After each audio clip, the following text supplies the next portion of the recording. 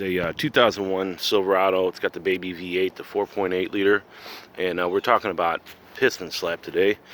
And is it a serious thing you really need to worry about when you're looking at buying a truck, or is it something that you can deal with? And I'm gonna tell you right now, I've hauled about 10 cars with this truck from St. Louis to Kentucky, Mississippi, you name it. I mean, hours and hours of driving on the interstate pulling a car with this truck. Never had any problems, but it's 35 degrees right now. Every time I start the truck for about a minute, it will knock pretty violently, and the colder it is, the worse it gets. So right now it's like 35 degrees, a little frost in the windshield, and we're just going to listen to it real quick, and it'll, after about a minute, it goes away. So I'm not really even worried about it.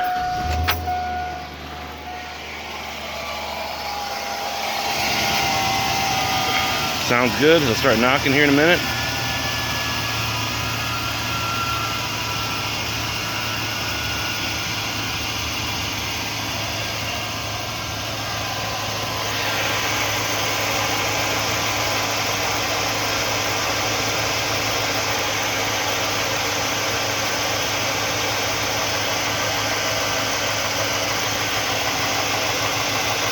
There it comes.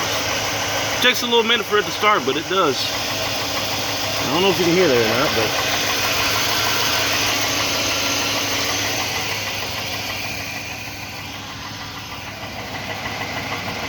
it's bottom end. It's a bottom end knock from the pistons.